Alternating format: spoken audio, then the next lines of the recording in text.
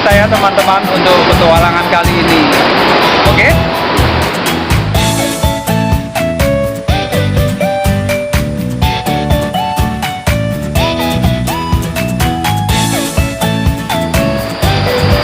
Halo teman-teman, jumpa lagi dengan Nugos Channel. Kali ini saya ada di Dam Sungai Tuntang. Jadi dam ini membendung Sungai Tuntang yang berasal dari Danau Rawapening. Dam ini ada di Kabupaten Semarang.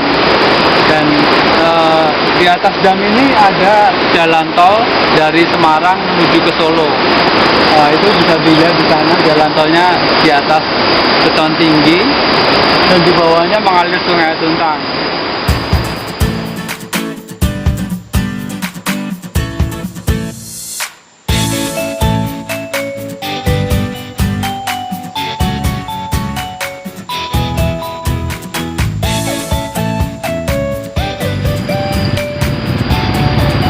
Halo teman-teman, aku sambil mancing ya. Jadi kalau inget cerita sambil mancing gini tuh aku jadi inget sebuah kisah dari kakekku. Jadi kalau aku boleh cerita ulang, ini cerita tentang pengalaman kakekku. Jadi kakekku itu seneng mancing ya sama kayak aku. Mungkin aku bakat mancing atau senang mancing itu juga dari kakekku. Jadi ketika itu kakekku itu mancing. Nah, mancingnya itu di daerah yang di vlog sebelumnya, di Bukit Cinta. Karena memang Bukit Cinta itu aksesnya mudah dan tempat mancing yang katakanlah favorit buat para pemancing. Bentar, aku masukin ini dulu.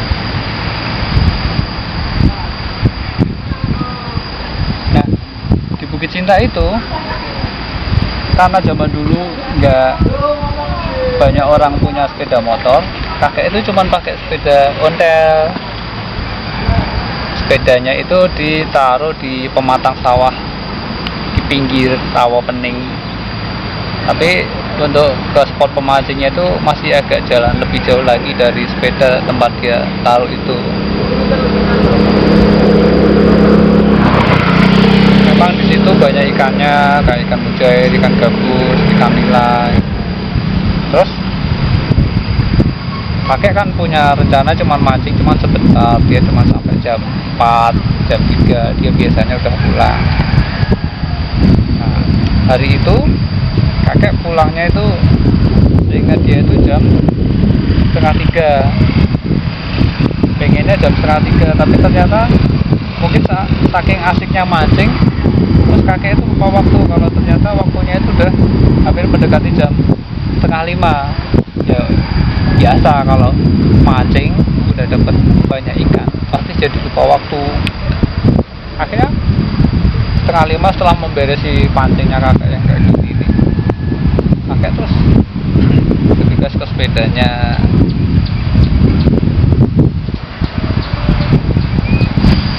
Karena udah merasa terlalu sore, akhirnya kakek agak terburu-buru mengais sepedanya melewati jalan ketika kakek datang gitu. Jadi jalan itu memang selalu rutin pakai untuk baik datang ataupun pulang. Namun yang kakek rasakan itu ada sesuatu yang janggal dan aneh dengan jalan itu. Karena menurut kakek jalan yang dilewati itu terasa asing gitu loh. Dan jalan yang tadinya cuman hanya kanan kiri berupa sawah, berupa sungai, itu dalam penglihatan si kakek tiba-tiba ada banyak perkampungan. Di kanan kiri itu ada rumah, ada sejenis bangunan-bangunan tempat tinggal, dan bentuk bangunannya itu bukan bangunan modern beton. Dari penglihatan kakek itu bangunannya itu seperti joglo-joglo rumah zaman dulu, dimana di tiap rumah itu diterangi lampu, bukan lampu listrik tetapi lampu yang terbuat dari bambu seperti obor gitu, lampu ublik ya orang zaman dulu bilang. Jalannya tuh bergelombang, banyak lubang. terus nggak rata, tapi saat itu kakek melihat jalannya itu, sementara jalan yang tadi di kanan kirinya hanya berupa kebun-kebun dan sawah, itu kok tiba-tiba banyak sekali kanan kiri itu berdiri bangunan-bangunan rumah penduduk.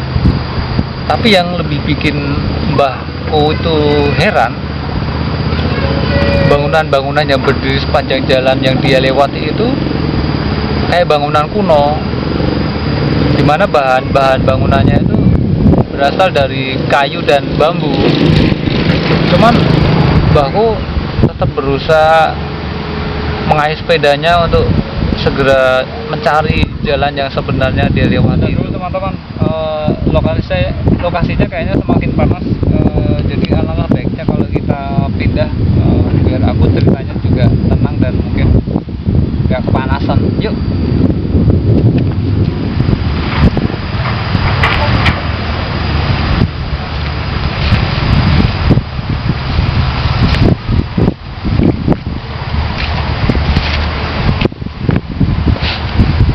Nah teman-teman, kayaknya di sini lebih adem dan nggak kena panas. Ya udah, kita mancing di sini sambil ngelanjutin cerita yang tadi. Oke? Ntar saya siap-siap dulu.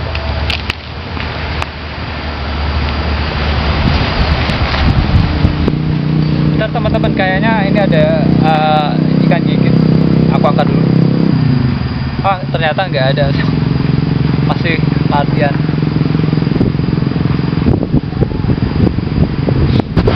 Jadi si Mbah itu bingung karena jalan itu buat dia asing, bukan jalan yang setiap hari dia lewati ketika dia berangkat mancing maupun pulang mancing. Dan seumur-umur baru kali itu kakek melihat jalan itu.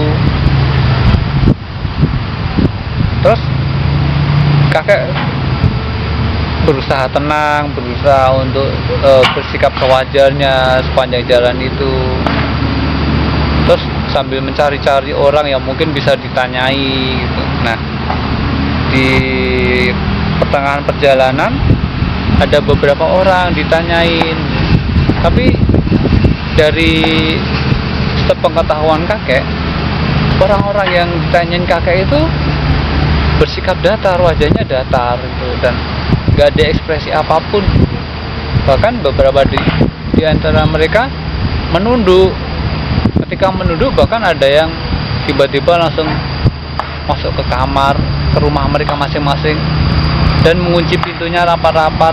Tapi dari dalam rumah mereka melihat kakek. Nah, sampai di ujung jalan kampung, mbahku itu melihat bangunan seperti pos ronda, di mana di dalam pos ronda itu ada beberapa orang. Lalu kakek buru-buru ke sana, nyamperin lah ya, ceritanya untuk bertanya di mana letak jalan menuju kampung Kecandran tempat tinggal kakek. Nah, hanya orang-orang yang di sana itu ketika ditanyain kakek, wajahnya itu datar, bahkan lebih cenderung ke pucet, dan ditanya menjawab sekedarnya aja gitu loh. Ya akhirnya kakek itu makin bingung. Terus kakek mencari orang lagi untuk ditanyain lagi, dan tapi sekali lagi orang-orang yang ditanyain Mbah itu cuma menggeleng. Salah satu di antara mereka bilang bahwa mereka nggak tahu letak kampung Candran itu di mana, dan mereka baru kali itu dengar kampung Candran. Lalu orang-orang yang ada di pos ronda itu bertanya ke mbahku. Pertanyaan itu juga begini, Mbah ini sebenarnya siapa, terus dari mana, dan mau kemana? Ya tentu saja mbahku menjelaskan kalau dia itu orang yang tinggal di kampung Candran dan tadi mancing. Cuman kayak ketika kesorean dia tergesa-gesa, dia tersesat di jalan itu, dia nggak tahu jalan kemana menuju ke kampung Candran gitu loh. Kemudian salah satu dari orang yang ada di pos ronda itu menawarkan ke mbahku untuk menginap di rumahnya, mengingat saat itu udah mulai gelap. Nah, Mbah juga bingung karena nggak tahu harus jalan kemana. Akhirnya Mbah setuju. Nah, setelah setuju, Mbah itu dibawa ke rumah orang tersebut, dan ternyata orang tersebut itu seperti kepala RT di lingkungan. Akhirnya Mbah sampai di rumah kepala dusun tersebut. Nah, di sana Mbah disambut oleh istri juga anaknya kepala desa. Setelah dipersilakan masuk, terus bersih-bersih, istri kepala dusunnya itu menghidangkan makanan buat Mbah.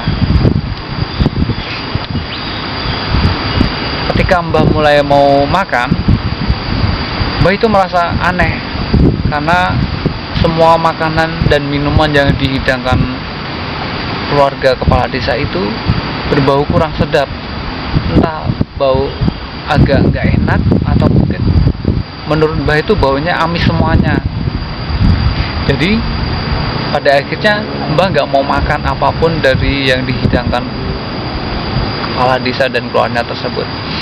Nah, Mbah supaya menjaga perasaan mereka, akhirnya Mbah bilang kalau Mbah itu masih kenyang karena Mbah makan baru sore tadi. Mbah memutuskan untuk istirahat lebih cepat, lebih awal, karena Mbah berpikir bahwa besok pagi supaya bisa pulang lebih awal dan tidak terlambat.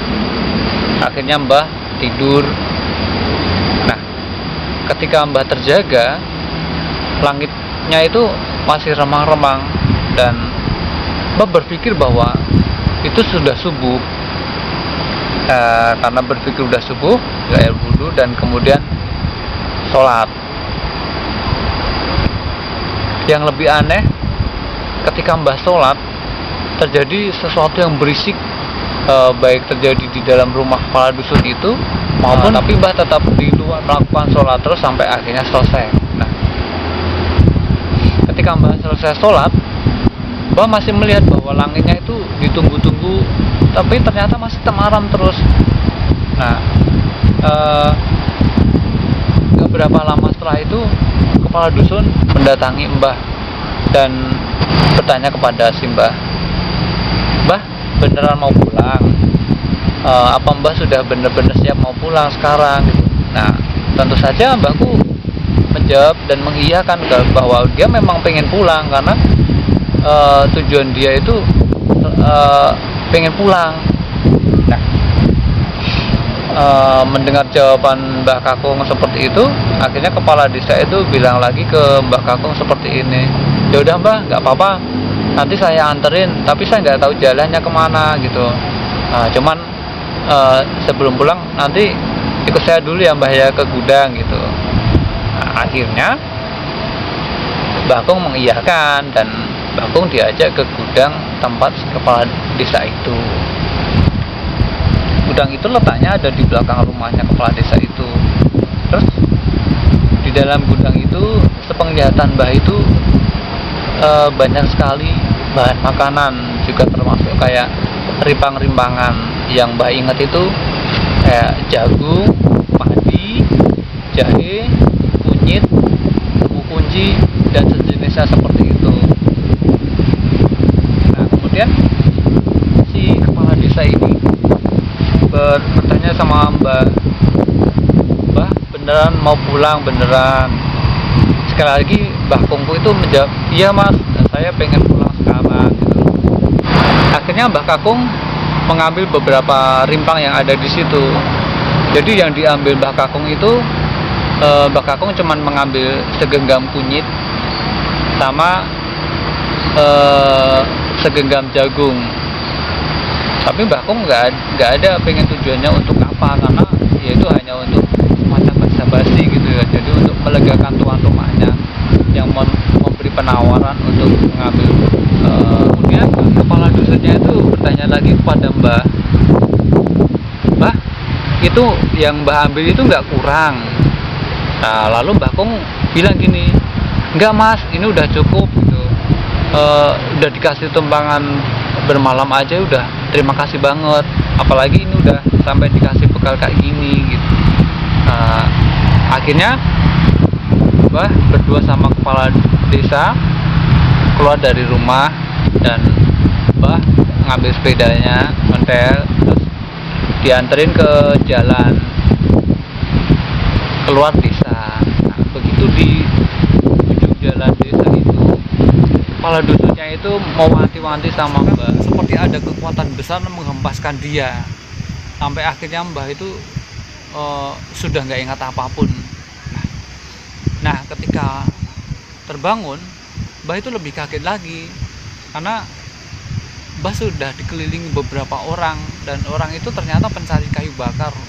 Dan Mbah menyadari bahwa Mbah itu bukan berada di rumah atau di kampung, tapi ternyata Mbah itu ada di tengah hutan jati, dan hutan jati itu ada di puncak bukit yang jauh dari Rawapening tempat Mbah itu memancing.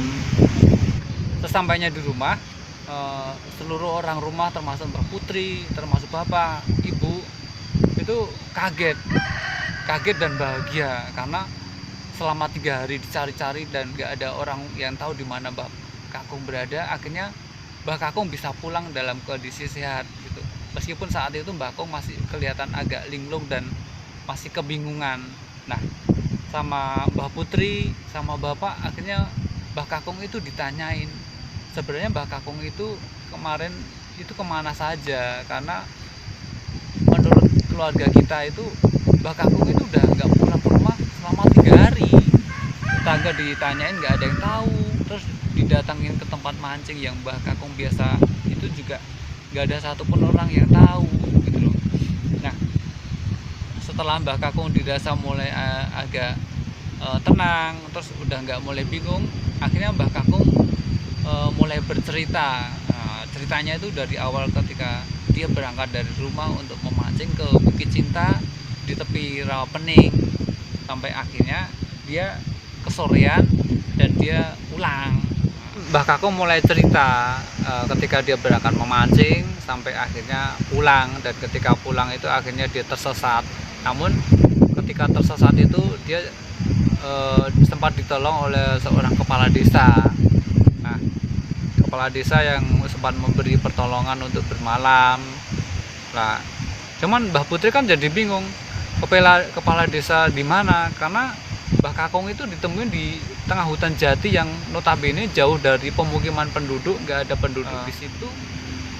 Lantas Mbah Kakung juga menceritakan kalau ketika dia diantar pulang ke jalan desa oleh kepala desa itu, dia diberi bekal, diberi sangu ya namanya, berupa rimpang-rimpangan. Tapi waktu itu Mbah Kakung cuma ngambil kunyit sama jagung. Lalu Mbah Kakung mengambil tas yang biasa dia pakai buat mancing. Dari dalam tas dia berusaha mencari kunyit dan jagung yang dia ambil dari gudang si kepala desa itu. Dan Mbah Kakung sangat terkejut, begitu juga sama Mbah Putri, dan orang-orang di rumah terkejut karena yang diambil Mbah Kakung itu bukan lagi berupa kunyit dan jagung, tapi bongkahan emas dan beberapa butir berlian. Nah, itu sangat mengherankan buat mereka. Orang-orang rumah sempat bilang dan bertanya, Mbah Kakung dapat ini dari mana? Tapi akhirnya sekali lagi Mbah Kakung menceritakan bahwa semua itu dikasih oleh kepala desa. Jadi kisah yang akhirnya saya ceritakan ulang ini kembali. Singkatnya, Mbah tidak ingin menyimpan semua benda-benda itu dan memutuskan untuk menjual semua benda-benda itu. Nah, uang hasil penjualan dari benda-benda itu oleh Mbah Kakung dibeliin sawah dan ladang. Nah, begitu teman-teman, jadi kisah yang diceritakan oleh Mbah Kakung ke saya. Ya udah, kisahnya begitu aja. Aku mau mancing lagi. Oke, sampai jumpa.